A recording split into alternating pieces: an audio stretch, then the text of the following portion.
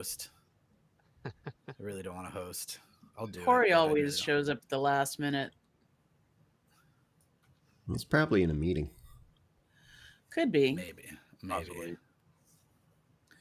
Like I mean, it's been a calm few days, so we don't have no idea why anybody would be in a bunch of meetings. No, I'm not. Why I would wasn't there in be that anything? Totally chill. We're not going to talk about that, all right? Like, I agree with Sean. Like, I just like stopped going on any type of like Twitter or LinkedIn stuff because it's everyone just like their 2 cents. Wall to wall. It's just so everybody's stupid. got an opinion, and like 2 of I them are hate good. it. Yeah, I hate it. there's 2 prevailing stories right now, and it's just sort of like, okay, can we? White Cyberduck is having let's- news withdrawals, apparently. Yeah.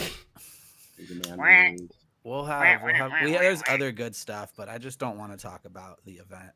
I do think one thing I do think that's interesting. Did you guys read how like McAfee did something similar in 2010? And it was the same. It was the same CEO. The same. Yeah. I was like, oh, there you go.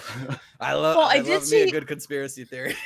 Okay, at risk of going and actually talking about it, I did see a statistic that there was something like 8.5 million endpoints impacted Yeah. by this one, That was from and I don't Microsoft, know. yeah.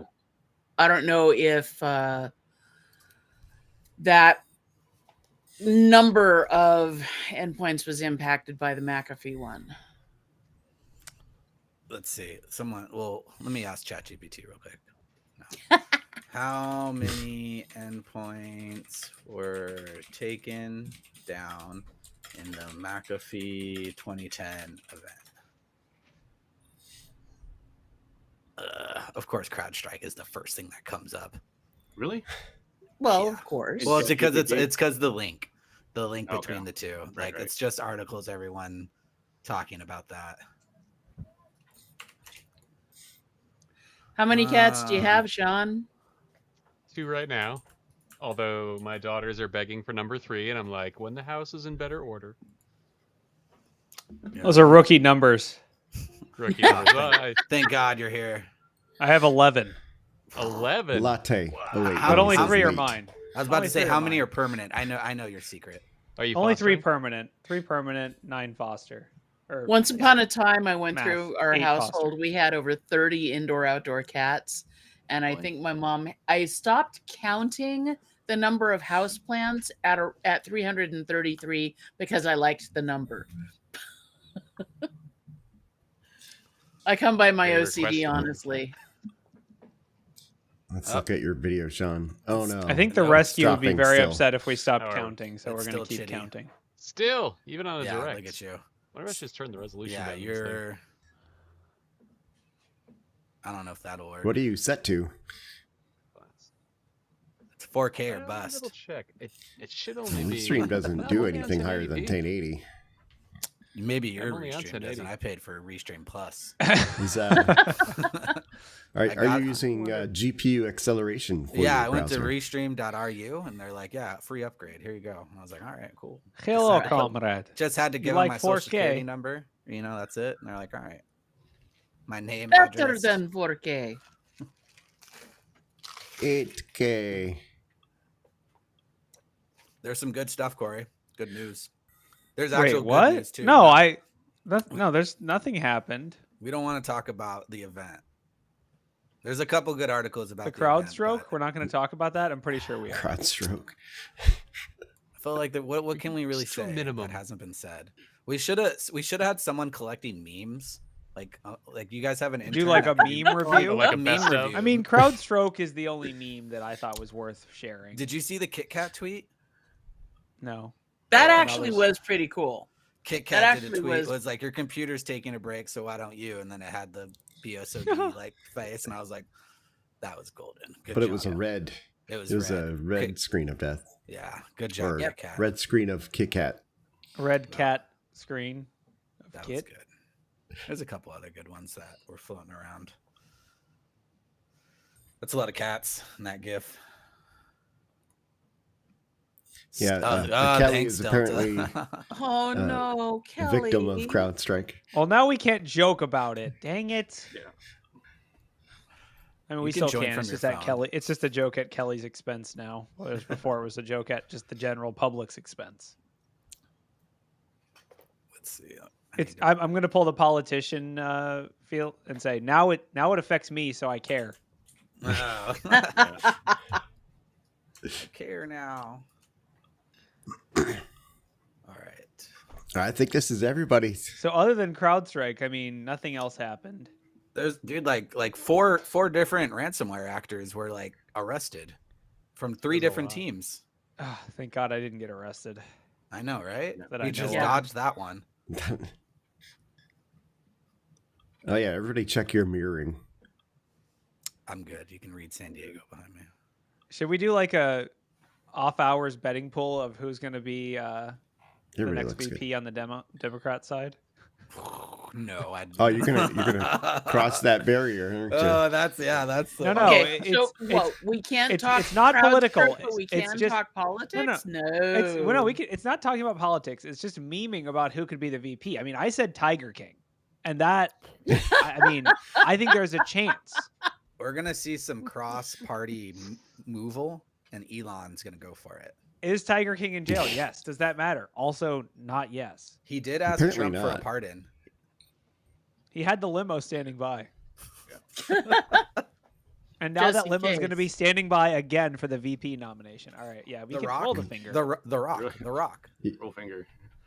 The Rock. Okay, Remember okay. ancient Chinese No, it'd be curse, George may you live Clooney. in George interesting Clooney- times. Okay, George Clooney is a genuine possible pick. Okay, just throwing that out there. Everybody. Who doesn't like George Please no. Clooney? He's been supporting Act Blue and all that stuff. It could happen. I George just Clooney as imagine the that there'd VP. be like pranks all over the White House because he's known to like throw pranks and stuff. Ocean's like that. 13, White House edition. I love it. All right, here we Supporting go. George Clooney.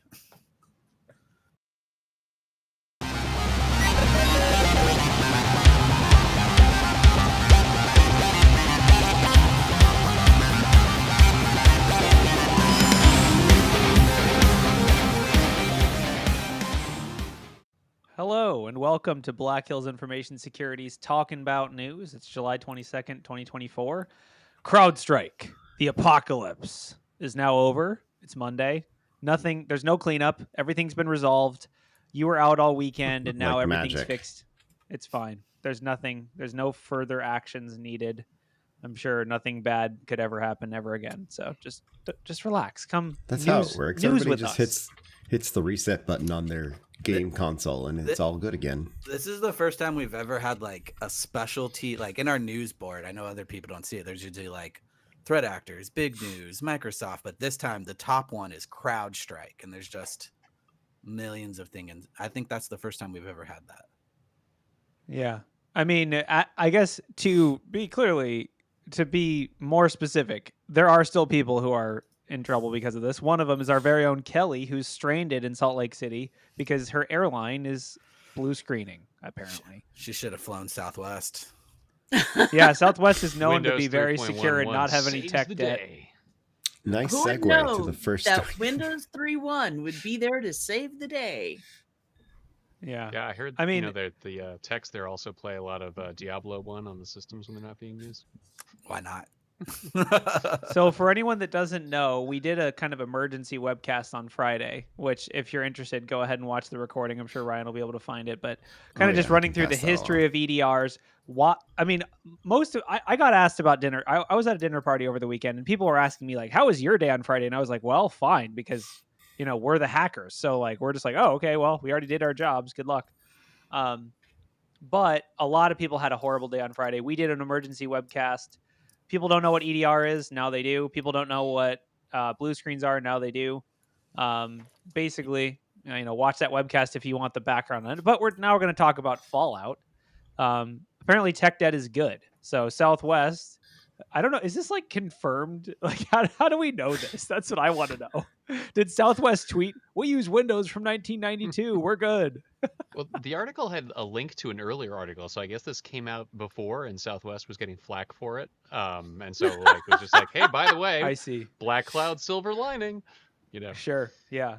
I mean, basically, for anyone that doesn't know, if you're using Windows 3.1, there is not a CrowdStrike Falcon sensor for that version of Windows.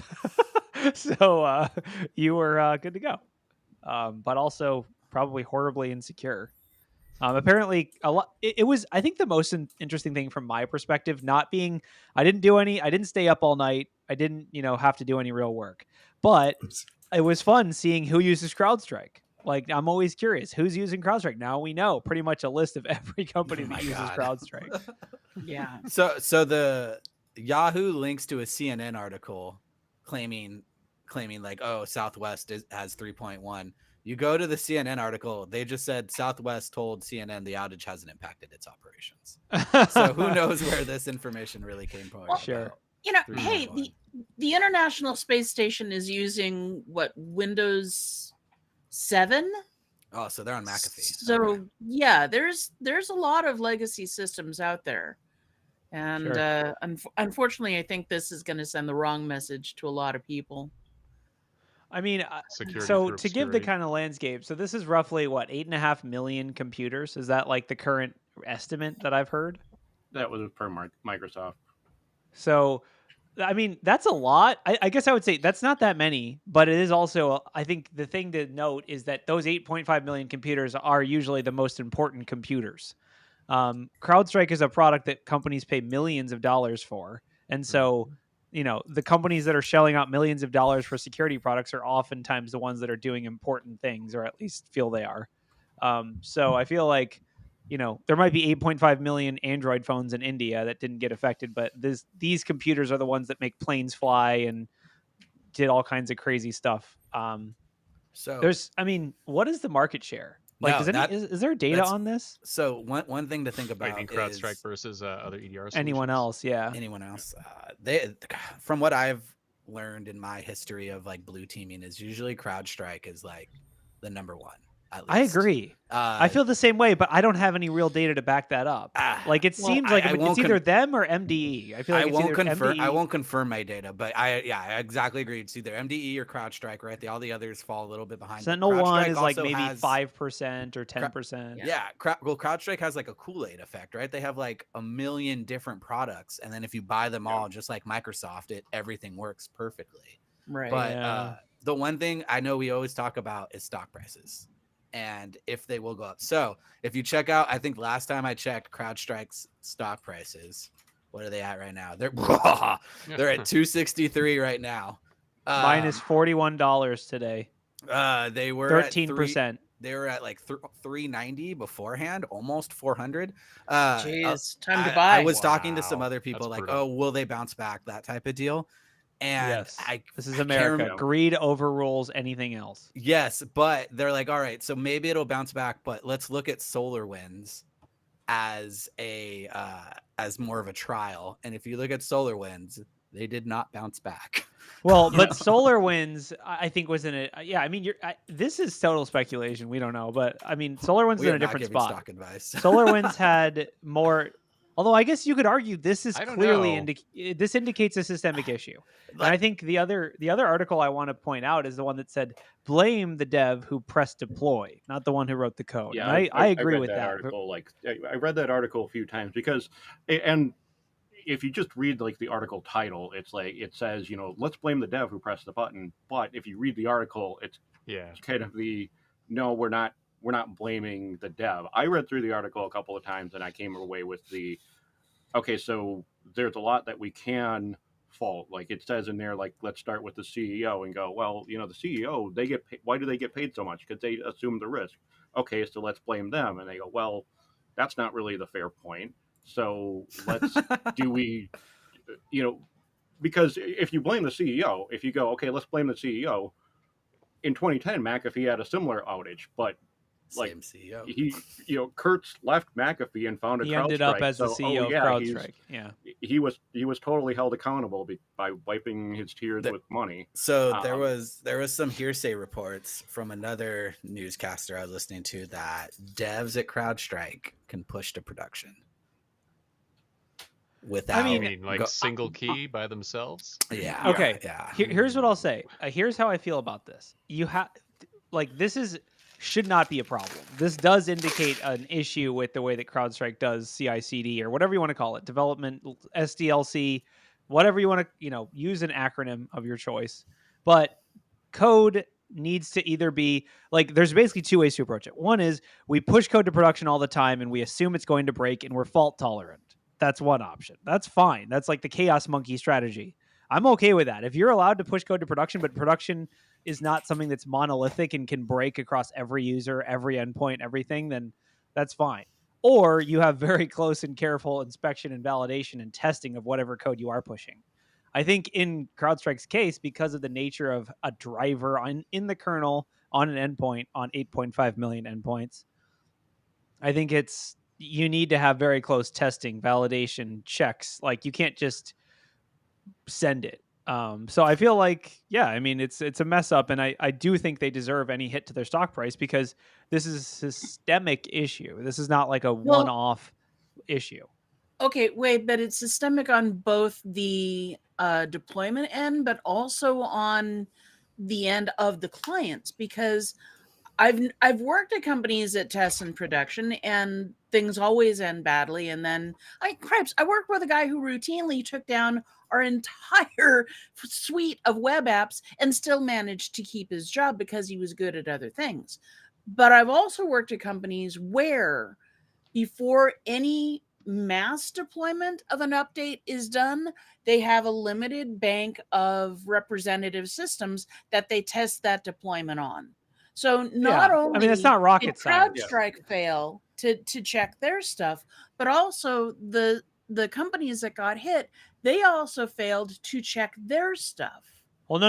It auto Well, updates. from There's what I nothing you understand can on do the about CrowdStrike that. side, yeah, there's sensor updates and channel updates. Yeah. The sensor update is more the definitional stuff around what the EDR is actually looking for. The channel update is a lower level thing. This was a channel update, and while sensor updates you can toggle and say I want N or N-1 or N-2, so you can phase those in. Or you can Channel even freeze updates to a just certain magically version. flow through whenever Yes. CrowdStrike Oh, updates. wow. Yeah, so Yeah, no one yeah, had it any was- control. There was No one nothing had you any could have control. done Yeah, as like, a client. unless you Yeah, have that needs your to critical firewalled off your systems infrastructure or on- something, like Yeah, you got nothing. you could have your critical systems on N-3, and this would still come through.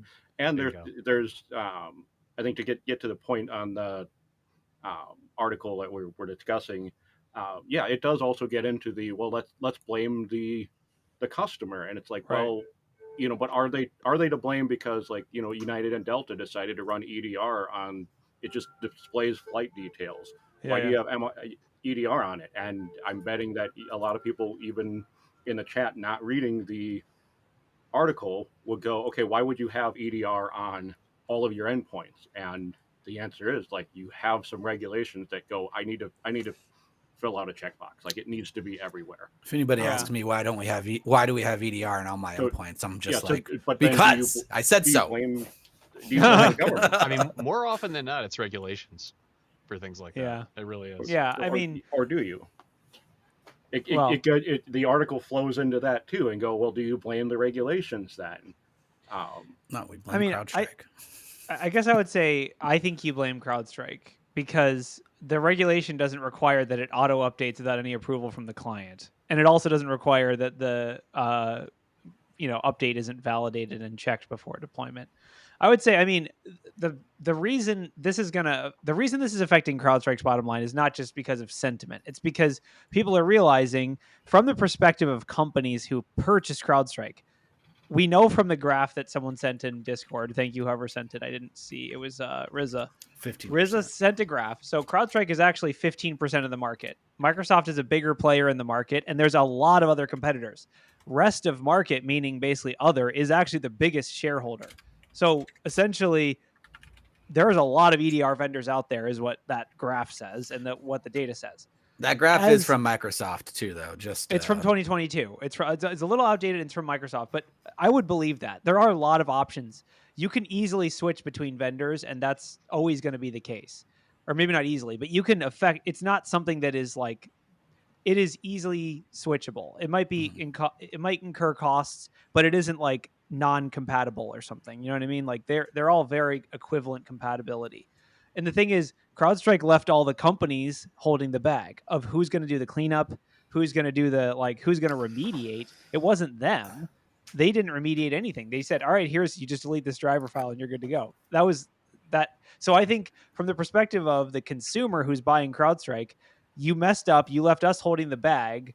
Why don't we just switch? right? Like, I think that's why that's how I would feel as the IT admin. This product's incredibly expensive. You left us holding the bag, and I can just click enable Microsoft Defender for Enterprise in Microsoft, and it'll just magically do things. Contract negotiations are going to be real interesting coming Yeah. up, right? Yes, they are. But so whoever just signed last week, Yeah. I'm so sorry. on that point though, like CrowdStrike does, like we said, CrowdStrike does offer everything, right? So it is not as if you did drink the Kool-Aid, it's not going to be as easy as just flipping the EDR or pushing the executable for a new EDR. That's true. Right? You're right. They do have the Overwatch and all the other managed security services. Does Microsoft have a version of that? Yeah. Do they have like they have all this pretty much, right? Yeah. So that's the thing. It's just your Chevy blew up, so you switched to Ford. Like it's like. But then look at the Microsoft side, right? Like we've been talking about Microsoft and their licensing fees for the past years, right? Like how much. I don't even, what is it, like an E5 or something like that licensing fee is, and like you don't get all the logging unless you pay for it type of deal. I also think I mean CrowdStrike is insanely expensive. No one's like, oh, the EDR budget isn't big enough. Like if you're coming from CrowdStrike, the budget is big enough. Like I don't know. Another thing is the EDR market, like maybe Alex, I know Alex does blue team more than just as much as me, at least he used to. But I feel like the EDR market's kind of like stifled right now as much. Like there isn't really, there's so many. There's so many of them. There isn't like a big contenders as much as there used to be, right? Especially with like Broadcom buying out Carbon Black recently. But like the two biggest, I believe, are going to be Carbon Black and MDE, just like we've been talking about. But even then, CrowdStrike, CrowdStrike, yeah, so I'm at it. But like, what else do you like really look at? Like, there's SentinelOne. Maybe there's some. What else do you think? You guys think that other products? I mean, I would just say like, I SentinelOne is for sure in the mix. Cortex, we see a lot in our customer base. Okay. And like other I guess I would say like. It's tough because like security products are all just made up products, what they actually are. Like what is EDR? What is AV? What is XDR? DLP? What is ransomware protection? Like, I don't know. But basically, like I will say, I do think on an IT level, this also makes the case for like minimalist EDRs, right? Like something that isn't kernel integrated. Oh yeah. And Elastic is really good too. It came from Endgame, which was an old small one. There's a lot. Basically, there's a ton. But I guess I would say like the biggest thing is it sucks for CrowdStrike because you could be doing almost everything right and still mess up something critical and have it just destroy your entire image. That's true of life. It is. Yeah. Like they're doing from my perspective, like they're doing almost everything right, but then they're, and people talking about pricing. I mean, I can tell you're going to be paying probably $1,000 an endpoint, something like that, or more for CrowdStrike with like the Falcon Complete, which I've never talked to a single customer that doesn't have Falcon Complete. No one's buying Falcon Go. Like that might as well not even exist. Like it's always the big boy, the MDR, because like Wade said, part of the selling point of CrowdStrike is it does everything, right?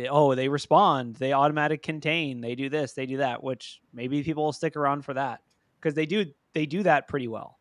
But when it takes down your entire IT infrastructure, maybe it's not worth it. I don't know.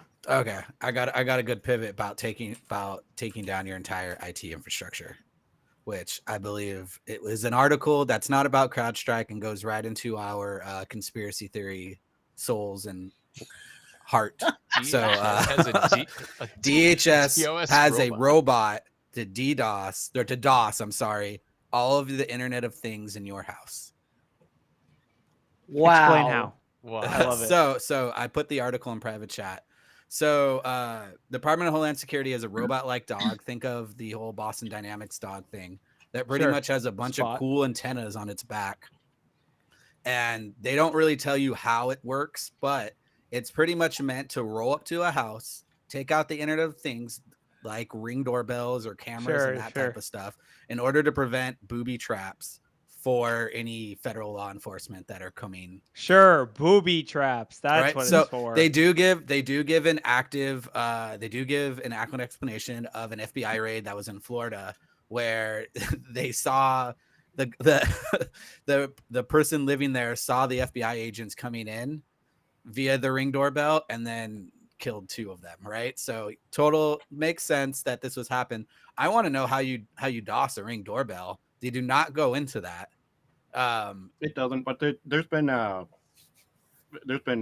criminals or burglars that have been using DDoS technology in order to take down your front door cameras as well.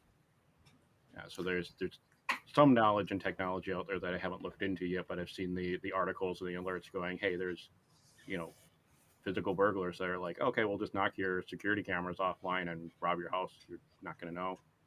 Yeah, I mean, I guess how is it going to work for wired cameras? Bam, PoE. that's what I was Not going at to all. say. Go We old wire school. everything. Yeah. Windows 3.1 and a hardwired camera. We're done. We're safe. We're so safe. Tying it all together, everybody. Hang it all together. Oh, yeah. I mean, I don't know. I the concept of like a criminal being smart enough to set up a booby trap that uses IoT devices seems a little bit The story like they that said seems a wasn't little even bit like booby trap is the thing too. Well, Yeah. think of But the also, children. I A mean- booby trap? What is it, like a smart Wi-Fi air cannon or something like that? I just but imagine data. if they're jamming, what's the likelihood that they might trigger some of the booby traps? That's true. Yeah, It's like just- waiting for a there's- signal. if There's a they're jamming disconnect before here. they go in, though, that's probably fine. Ron went over here. They with the turn on the Deadman switch. they turn on the dog and like 5 bombs go off in a car nearby or something. Yeah, Why I'll- isn't- Like, I want to know, why isn't there a Goonies booby trap gif? Oh, here we go. Well, Here we go. because it's like, and I was going to say, it's like, what is it? Like the federal government needs to start watching movies more modern than 1999's Matrix, because I think we were on a newscast and they named some other project Morpheus and they're naming this one Neo, and it's like, okay, He's the one. we'll mail you like updated hacker movies if you want to, like. also, like I mean, what if you just live on like the 3rd floor apartment building? They just Does bump it up go? the How juice. high Knock does out the signal everybody. go? Send it up Everybody the else stairwell. is incidental casualties. That's Ma, how the they usually Wi-Fi's out. What's going Sorry, on? sorry, everyone else. Your neighbor is getting raided, so DDoS for the whole work. No neighborhood. internet for you. Yeah. Oh, it's a cool $7,500 for that. Cool Yeah, robot. Thomas H. linked to the extreme booby traps that are going to be used. IoT booby traps. Yeah. All right. Enough CrowdStrike. Let's talk other stuff. Amen. Let's talk All right. about law enforcement kicking down doors, since we're already on that topic. So, how many ransomware people got called into? 4, Court. I believe 3 got arrested. 1 got sentenced. I think 3 got sentenced, I believe. And it's all from different threat actor groups too, which Sure. is kind of Let's start with King. Let's start with Tank. Tank. Which is Tank. Thomas the Tank Engine is now going to jail for 18 years. Back Sorry, to the kids. Matrix again. So this is the leader of the Zeus malware gang, which I guess if you don't remember Zeus, you're lucky. I mean, this is an old one, right? This is an old one. Yeah, so he got sentenced to 2, I believe, 9-year sentences, not consecutive. So he's gonna have to serve 18, I believe, which is pretty good, right? It's a In long order to time. pay And more that- than 73 million. I'm Can sure, you imagine getting like $3 in the mail and it's like your PC got malware 18 years ago. Here you go.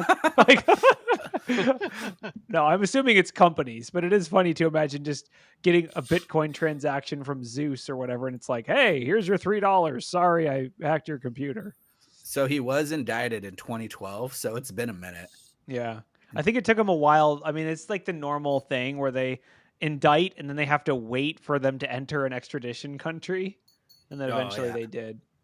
He got caught in Geneva in 2022.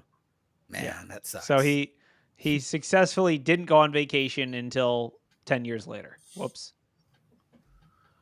that was a Yeah. quick sentencing, at least. So November 2022, a year and like 9 months, right? That's not bad.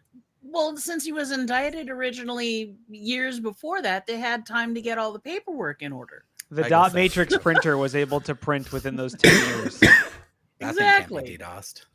Yeah. All right. Well, that's good news. We'll count that as good news. I mean, I don't think this is really that it's controversial, hopefully, but I guess No. if you have free tank shirts, just let us know. The other good one is coming from the UK, but they didn't give us any information on how they did it. I'm looking for the article. Scattered spider operator caught. Ooh. Where is it? I read it, I swear. Where too did many they news come article. up with the names for these things? I swear. Scattered spider, the CrowdStrike marketing. Yeah, CrowdStrike marketing. Microsoft, CrowdStrike. I mean, that's the whole reason to be an EDR threat intel company. UK police. Okay, here we go. This was the teenager, right?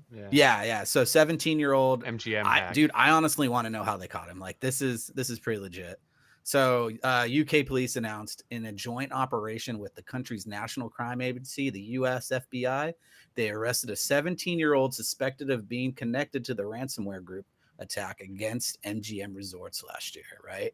He is 17. So the UK is pretty good about not releasing any information on minors that are caught in hacking. It's a really good, once again, another really good Dark Knight Diaries actually about that. I mean, it had to be an OPSEC mess up, or maybe like UK's national firewall. I will say, like, 17-year-old kid does not usually bring up images of strong OPSEC. That's a good point. Yeah. I mean, it's like you're being a criminal because you're not thinking, which means you're probably not going to be super OPSEC safe. Well, I don't know if you guys remember from back they caught another one too, though, right? Like another underage. I think there was one in Florida that was like unknown, possibly related to the group, but not 100% confirmed. I don't know. I'm telling you, if you need more security budget, you just point to this and be like, 17-year-old kids are hacking MGM. We need more money. Yeah, I mean, after the Scattered Spider Alfie people started doing their thing, we completely changed what we were doing, and we're like, let's do this instead because it's way easier than all the hacking we were doing before. We just call them on the phone and say, "Hey, my name's Bob, the admin. I need a new password," and they're like, "No problem." It works super well. So it's called a help desk. Yeah. What were you going to say, Sean, about previous? I was going to say to your comment about 17-year-olds not really bringing up the image of OPSEC. I don't know if you guys remember, but back when the MGM hack was actually going on, like the actual comms that they were sending back and forth were very, very much tongue-in-cheek and kind of like brazenly boasting and giving a lot of shit to the folks on the MGM side. So it's on that level not really shocking that somebody would screw up like on the OPSEC side of it. The question is, will they get the Bitcoin wallet or not? No. 15 million. It's a lot of money. Or the ransom was somewhere. It was a significant sum of money. The same one, same vein. Some charges against some LockBit actors, right? According to the Justin Prod on Thursday. One? Wait, say it again. Is that the water facilities? There's so many criminal. No, dude. Like everyone got arrested in the last week. They're like, CrowdStrike happened and no one realized like the FBI is doing good work. It was the two LockBit folks, right? Yeah. You can try to say their names. I can't. Mikhail Pavaklich. Is that close? Let's see here. Vasiliev. ChatGPT, go. Samirov. I used to take Russian back in the day, actually. I tried. I failed. Well, Pavlovich Mateev, and let's see, Artur Sungatov. Oh, these are for previous folks. Let's see, where's the current guys? So they pled guilty, which means they were arrested. They actually ended up in Arizona somehow, and were charged. Oh no, they were extradited. Yeah, in June. From Canada, wasn't it? From Canada. And there's one more article too, but that's just an indictment of some people. So yeah, indictment is like, hey, you're bad. Pleading guilty is more like you're bad and we can prove it. Yeah, you're bad, you're going to jail. But yeah, some great stuff. So how long does one go to? Like, what is a potential sentence here? LockBit, 2,500 decryption keys. It says between. What are they actually charged with? Yeah. Let's see. It says charged with deploying LockBit ransomware, but I'm going to go ahead and say that's not a criminal code right there. Yeah. So he's also been sentenced already in Canada to 4 years. So I guess he'll be able to give a quick review of U.S. versus Canadian prison. Conspiracy to commit to transmit ransom demands, commit wire fraud, and intentionally damage protected computers are the three actual legal charges. Let's see here. 20 years for wire fraud. Maximum 25. Yeah, 5 years for the others, so 25 total. So if you do 25 years in U.S. prison, then you get out, and then you have to do 4 more years in Canadian prison. Like, is that like detoxing from jail, or like I don't know how that works? Or do you like? I'm assuming you would still have to like go to Canada and still go to jail. Like it doesn't count as time served because you were in the different country. These are all federal crimes too, so it's a completely different set of criminals you're going to be with, right? Usually federal prison is a whole different animal than state. Club Don't fed. All right. Don't ask me how I know that. All right. I was just gonna make. Yeah. Well, okay. Let's talk about this. We love talking about CISA. Let's talk about CISA. Which one is this? Is this DHS talking? The DHS It's the one that the title includes rebukes. I love that one. Oh yeah. So the title is DHS Watchdog, which I'm not sure I really understand what that means, but I'm just going to go with it. DHS Watchdog rebukes CISA and Law Enforcement Training Center for failing to protect data. So it's basically someone being like, "You got breached? What the hell, man? You said not to get breached." This isn't even about the breach. This is actually about like a third vendor. party. Yeah, vendor risk. Oh, okay. It's pretty egregious if you actually look at the details of the article. They had a So, vendor yeah. that they were using for training, and they have the actual findings. There's like a bulleted list partway through the article of the findings that DHS had against the vendor, and then told CISA to stop using them. I mean, look at this stuff. This is ridiculous. Yeah, Told so CISA to stop using them the day after they just paid them like 1.5 million to keep using them. Oof. Ouch. I believe. Yeah, that's brutal, isn't it? You suck. I Here's a mean- paycheck. I mean, it's the AP team didn't talk to the security team on that one. Wow. Yeah, I mean, I guess like it's interesting to think about. Like, you would think the government of all places would have extreme vetting required for like third-party vendors, but I guess not. What I don't get is you've got standards like FedRAMP, which I'm admittedly not personally familiar with, haven't worked in the government space, but I would think it would cover basic hygiene, like the stuff they're calling out in the article here. But yeah, so the hygiene issues, to clarify for listeners, it says, here's what the contractor did. They did not actively monitor their data center or hardware health alerts.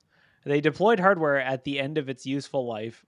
They failed to take snapshots for months before it was a hard drive failure, BT dubs. Did not meet log retention and audit logging rules, and did not obtain authorization, but shared federal data with the third-party recovery service. Youch. So, I'm gonna tell you, those like all the hardware stuff though. That's not. I don't know. That's not a huge. Who as a security person, I'm gonna tell you, I'm not monitoring hardware alerts. Usually, and maybe deployed not as a hardware security at the end person, of but its life. someone should be. Yeah, I but think of, like between that and like the funneling data over, like it's more about the hygiene that indicates, right? Let's deploy some end of life hardware. Like let's not monitor anything. Like if they're that bad on infrastructure, like how bad do they be on security? do you think they didn't house any FedRAMP data? Then that's what it would be shooting at this, because it talks about training information. I wonder if that training information doesn't directly classify as FedRAMP. Yeah, that's a good thought. That might explain what the disconnect we're all experiencing right now. Because I'm sure the FedRAMP, right? The FedRAMP guy was probably like a $2.8 million contract, but this was the lowest bidder. Who knows? All we know is they're right to complain. They were using sample data. They're right to complain, and they should be held accountable because the real killer is just hand out that data. So the real killer is where it says that the CIO of CISA initially cut ties with the contractor, only to reauthorize its use 3 days later, as per the article. And then the CIO further recommended accepting the risk because not having the learning management software would be an inconvenience to many users.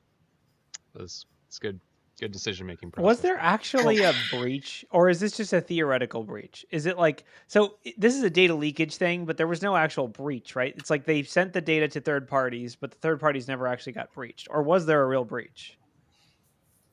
No breach mentioned. It's hard to tell. This article is missing so many details. I think it's like that on purpose, right? They don't even mention the contractor, right? The vendor. So it's, yeah. Don't mention the contractor. Don't mention who the watchdog organization was. What else? I mean, they've. Why do I feel like this is a bait and switch? It feels like clickbait because we're gonna say that the DHS watchdog is rebuking somebody. We're not going to tell you who it is or who the watchdog is or anyway. It just part of what frustrates me when I read articles like this, especially in the wake of what's gone on in the last week, is that so much of this stuff is avoidable. So much of these issues, if you just stop and do it right, am I crazy for saying this? No, you're not. You're 100%. I mean, I would say 80% of what we talk about on the show could be remediated by someone at some point being like, is this the right way to do things? Or should we maybe rethink this?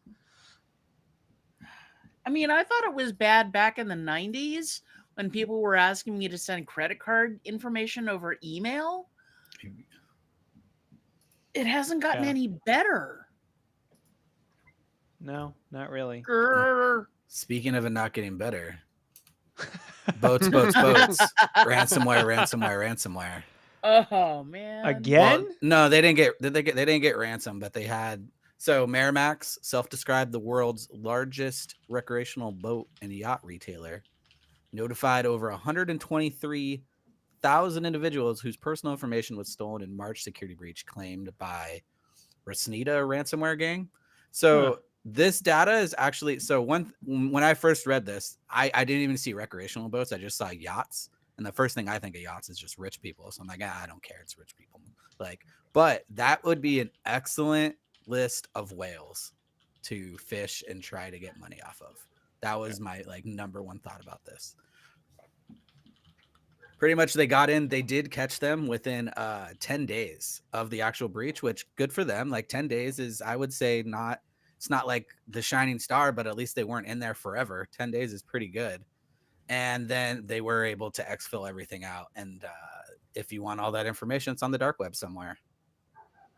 Yeah. I mean, I feel like this could be exposure of high net worth individuals and other people that are really don't like having their data exposed. Yes. But I don't know. I never really know what a yacht actually is. That picture in the article didn't. It's not very yachty to me. So those things are probably still ridiculously expensive, but it'd be funny if someone, there could be fallout from something like this, right? Like, who has a yacht and says they don't? Who's using a shell corp to buy their yachts? Like, who's using someone else's yacht, or who got a specialty bidet put in their yacht that's gold? I don't know. There could be some fun details in this. I hope a journalist takes it on and finds some fun little tidbits. Who doesn't want to see photos of inside of weird people's yachts? Boats are expensive, man. They're Bust super. out another 1,000. There you go. Yeah, you said it before I did, right? It's a good one. All right, what next? I don't know. Sean, you got anything you want to talk about? Got any articles? I was gonna say near and dear to my heart was the update on SolarWinds. What? Yeah, that was a nice. Yeah, there's a new ruling on the SolarWinds suit, the SEC versus SolarWinds case. Yes. Okay. This one is actually worth talking about because it gets into dropping a lot of the charges against SolarWinds, and also the interesting thing that not a lot of the articles on this are talking about is they haven't fully exonerated the CISA. So where's the article? It's on the so list they there, tossed out some charges. They tossed out charges. In a nutshell, it was basically what they said was there were statements made by SolarWinds and the CISO prior to the actual breach, and then there were things that happened after it was revealed. They basically threw out everything from after the fact and said it was mostly hearsay and other nonsense. But they actually still said that the SEC can continue with its suit for statements made in advance of the breach. I guess the logic being something like statements made prior are still misleading and therefore would impact stock price and therefore comes under the SEC's purview. Which is it really is interesting quite that the SEC are the ones taking this on, not another DOJ type of entity, or like a state. I don't know, someone else. Yeah, that was actually one of the interesting parts of this is that the SEC was basically alleging most of its claims based on a couple of old laws around. I think it's the Corrupt Foreign Practices Act. I'm probably garbling that a lot. I'd have to go find it. But But anyway, Well, there the was a bunch gist of it was you can't like the CISO or the CEO made statements that were like, we're totally secure, when if they had information that indicated otherwise, they yes. they could be. But I mean, this made, like, we talked about this on the show when it first came out, because it's actually kind of a crazy precedent to set. It would basically set the precedent that any CISO has to always say either the security is terrible or they can never see any pen test reports. Well, that's Like, actually the interesting takeaway, right? So there were two things that the SEC was basing on. One was whether you're making misleading statements that would impact your stock price, and the other more crazy one is there's a section of the SEC's code that basically says you must make controls around assets, and mind you, these are supposed to be financial assets in the original wording of the law, but around your company assets, such that they can only be controlled by management.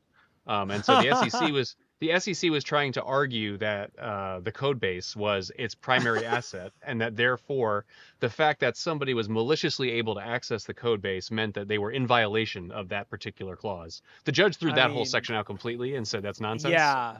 That would be an Thankfully, insane precedent. Like, that would be like every developer is violating this act 24/7, Yeah. right? Like that would be crazy. Yeah, exactly. And to tie this all back together for fun, you remember we were talking about the Chevron ruling a few weeks back, and the idea that under Chevron you defer to the agency. Well, this is a case where if you deferred to the agency, you would go with what the SEC said. And the SEC's interpretation of, well, no, we're actually allowed to regulate this, would be the default under that. And so in the new paradigm, you don't have to defer to that, and a little bit of common sense can come in here and say, does not apply. So wow, yeah, this one was really interesting. But the real killer is they did not completely throw out the charges against their CISO, so he is still in the potentially hot liable. seat. Yeah. So that is still a major shift, in terms of, if you guys remember, this is the first time a CISO has been put up for liability, particularly given that he's not actually on the board, and therefore doesn't have a fiduciary responsibility to clients, which that is the traditional delineation between a lot of board members and other just management folks, is whether you have a direct financial obligation or not. And that's usually shielded people outside that. Now that we got this weird thing where we're including CISOs in that, even when they're not on the board, which is very strange. I mean, I would say I can't believe I'm about to defend CISOs, but I gotta defend CISOs, because I mean the precedent is insane. The precedent is like, although I guess to distill it down even further, I actually am okay with companies just giving, as we'd have to, it would be a cultural shift. Companies would have to say, here's the legitimate state of cybersecurity. Like, we have issues that we're working to resolve. It would be much more, it would be less dog whistle of like, everything's fine, we're super secure, we use military grade encryption, and more like, we're aware of some threats that have been presented by our security team, we're working to address them. Like, but every company would just say that, so it would kind of like reduce down to like the same that we're at now. Boilerplate. But that's one option. If they, I guess if it gets put in, that's what they'll have to do. The other option would be just be complete head in sand. The CISO knows nothing, so he can't make any, or he or she can't make any statements that are misleading or inaccurate to investors. And the CISO is basically just like a golden parachute fireable position if there's a breach. But I mean, if we're assuming the CISO has to actually be useful and can't be super transparent about the security state of things, which there's a legitimate argument to be made that if the CISO is like, we have major issues with our Exchange servers, that's actually like a security threat, right? Like, it's like that you shouldn't probably be talking about that publicly. So you have to have the ability, like in the article, another CISO comes in to defend kind of this, what precedent this would set, essentially meaning like you wouldn't be able to discuss the state of cybersecurity and still keep your job, which is totally fair. And I feel like if this got pushed all the way through, it'd be kind of damaging to security teams. So I guess we'll see. I mean, as is, a lot of people are talking about, be careful about what you publish about your company's security posture, because it might come back to haunt you. And even be careful about what you say internally, because that's part of what the basis of the SEC's lawsuit was that internal communications did not match external communications. Correct. Which is, wow, what a scary world to live in, where like you have to worry about that as a problem. Yeah. I mean, I think the biggest problem with it from a security industry perspective is that it takes security out of the conversation one way or the other, right? Yeah. It takes the security considerations that need to be made out of the conversation for liability reasons. And I feel like that just makes it more difficult for security to operate and do our jobs, which is really all we're trying to do. We're not trying to make shareholder value. We're just trying to keep everyone from getting hacked. So like, I don't know. Anyway, that's a good article. We'll Chat follow has along. accused me of being a lawyer. Oh no. Subscribe to the show or whatever you do, and we'll talk about SolarWinds for the next 5 years until that court case gets resolved. Oh lordy, will it ever be? I mean, Who knows? I don't think it'll ever go away. Yeah. Is it just me, or just does it seem like doing security well keeps getting harder? Because I mean, we even had the Supreme Court. I can't read the entire article from Wired because it's behind a paywall, but it looks like we're fighting. That's the one. We're not only fighting the SEC, now we're fighting the Supreme Court, and we're just fighting the general inertia of people. It just, like I said. So what is this article? What did they kneecap? Tell me what happened. I couldn't That's read the the whole Chevron thing. ruling. Oh, that's the Chevron ruling. It relates okay. to Which the Chevron you ruling. all know I disagree with the take of that one is the end of regulations as we know it, but I seem to be the minority voice on that one, although there's a lot of FUD going around if you ask me. Yeah, I don't know. I mean, I guess I would say, like, to answer Bronwyn's question, is security getting easier or harder? I think in a lot of ways it's getting better. It's just changing. The landscape is changing. It's more coming. I think security, at least in the 10 years I've been in the industry, has been more coming into the light, which is good and bad at the same time, right? Like, no longer are we hiding in the basement just secretly patching systems and no one knows what we're doing, but like hopefully we're doing our jobs. Now, security as an industry is being brought way more into the focus of like, this matters. Let's get some transparency. Let's get regulations. Let's get things pushed. Let's get fix this law, make that new law. I think there's going to be good things about that. Like, one good thing that I think of off the top of my head is the whole like security researcher thing, where like DOJ basically said years ago, we're not prosecuting security researchers. Like, stop trying. And I think that's a positive for sure. I mean, we also talked earlier on the company call about how you used to have to install software with floppy disks. So I think in that respect, it's gotten a little bit easier. But I mean, I think it's just being brought into the light also means now we're in the light. So there's people are going to say, wait, this is how you do things? Don't do that. You're not allowed to do that. That's illegal, or that's against regulations. And so I think it's just getting more complex, if nothing else. But that's just the nature of industry. Like when doctors started being doctors, they were just like, what's washing your hands? I don't know about germs. They were just like cutting people's arms off because they couldn't figure out what was wrong. Reading logs is a lot easier. There's just a lot more of them, so it's harder. Yeah, exactly. And like, I don't know, that's my personal take. I don't know. Other people might have different takes, but I think it's just more complex. It's more, there's more, security has more of a role to play. And I think that adds complexity. And there's also the legal and regulatory landscape to mess around with. But not just and the overall landscape of an organization, right? Like what the tools they're using. There's more things we have to like look at Snowflake, right? Or the cloud or other stuff, vectors that can all be taken advantage of to get in.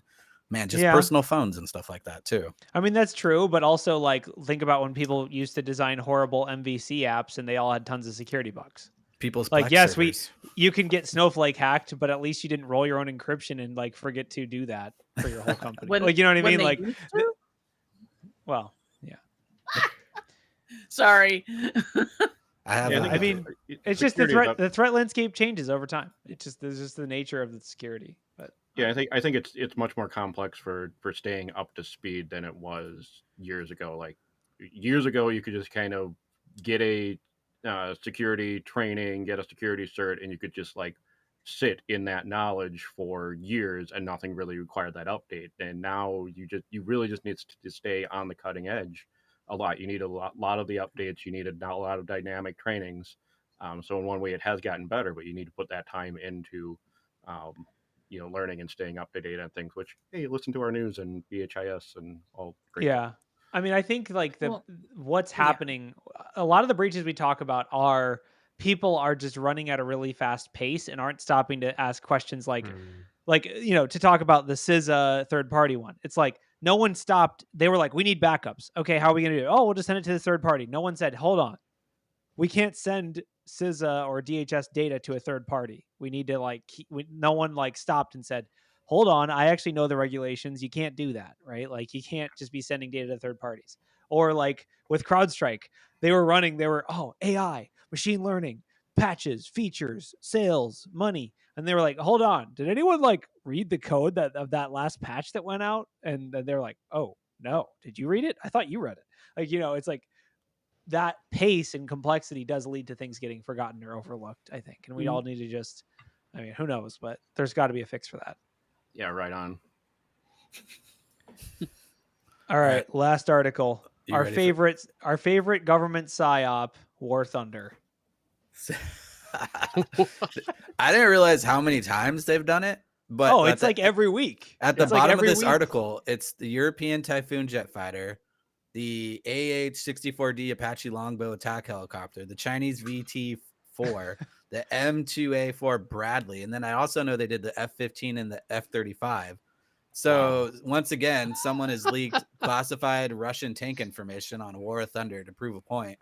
It's kind of a meme. It's kind of a meme right? at this point. So honestly, I think it's just marketing for the military. That's my opinion. They're just leaking these documents so people want to go fly these planes and enlist in the Air Force. So you're saying War Thunder is a pure propaganda game? That's my conspiracy theory hot take. I'll believe it. But it is. I mean, it is kind of funny. It's just like a sufficiently motivated threat actor with enough time will eventually gain access to something they should not have been able to. So what was leaked was three of Russia's main battle tanks, which were the T-90M, the T-90S, and the T-80BVM, which are all currently deployed in the Ukraine.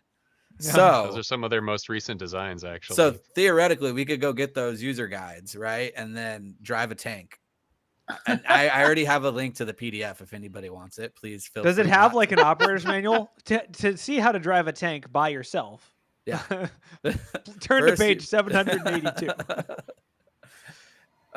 This is just great stuff. I couldn't believe how many times they've leaked before. Like this community is just great. It is interesting to think about. Like, okay, other games. So this is like specifically about military combat simulation, right? It makes you think about the subject matter does actually have an influence on what ends up getting discovered about the subject matter, right? Like if the subject matter was, hacking or whatever, it would be interesting to see all the classified data that would get leaked about hacking because it's just funny to think about, like they happen to pick military combat as the like subject matter. But I mean, we talked about it last week, Disney, like people are willing to hack Disney just to see those juicy chats about, the next Star Wars or whatever. So I don't know. It's weird. Like you get a sufficiently interested audience and weird stuff happens.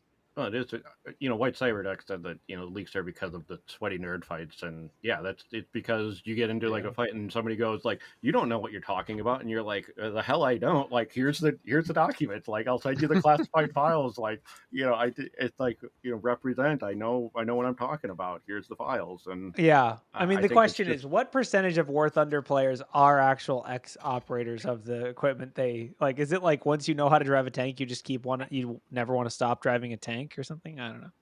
You do see that with pilots a lot, fighter pilots. A lot of them go into commercial aviation. Sure. Yeah, I mean, I don't know. War Thunder, you do you. I mean, I will say there's also the argument of like, should some of the stuff still be classified, or is it just stamped classified because it is? Because I guess it's still in use. So, did anybody watch the Acolyte on Star Wars? Yes. Yeah. So there's a big fight because one of the big Star Wars guys said like Sith didn't exist at that point, right? And he's technically in the most recent trilogy. Ki-Adi-Mundi claimed there's so everyone freaking blew their mind because like, hey, he would like, how does he not know Sith? He says it like hundreds of years later, like Sith haven't been there for a millennia. What if the Disney hack occurred because someone was trying to prove Ki-Adi-Mundi correct or wrong? Trying to find the data, the tank manual for Star Wars. That's all I'm saying. For sure. No, I mean, yeah, you're right. Like, I guess, yeah. I mean, the only other thing I can think about is just laughing about a company coming in for a pen test, and we're like, okay, what's your like worst case scenario? And they're like, chat logs leak. Well, our chat logs leak is a normal scenario because you just assume that could do damage. But it's like our worry is that our fans will post classified documents to our servers because they're arguing with each other. Yeah. That's an interesting threat model. It's like obviously they're the ones hosting the content, right? It's like, oh crap, it never happened. This thread is gone. The power of one. No, the power regarding of two, the power of money. the Disney breaches, don't underestimate the power of greed in the movie industry. I mean, industrial espionage is really bad. I've had to sign enough NDAs over the years just to be able to not even look at a script, but look at software that might come in contact with a script. It's scary. Yeah. All right. On that note, it's scary. I think we should we call it? Yeah, I think we should call it. All right. We did a lot of news today. This was actually like we ran through some stuff. No, we didn't stay free of the CrowdStroke issues, but we did keep it limited. We talked about it enough, I think. It was new angles too, it wasn't just Hot dunking takes. on, like everybody else. I do feel sorry for the IT technicians who have to go and update and fix all of those systems, because that is, it would be so nice if a fix could just be pushed out, but having to manually go, that is just, Soul destroying and thankless. I mean, there's also like, to give a fun little thought experiment for the last, like, how many people are going to be provisioned with admin access this weekend and are never going to have it revoked? Oh, that's a good point. That's a good point. Those are the things I think nightmare about. fodder right there. How many like, let me leave everyone with this horrible thought. How many users are going to be given local admin this week and are never going to have it taken away? All right. That'll be the headline for a month from now. We'll be talking about. Yeah. Roll the finger. Bye, everyone. Have a good week.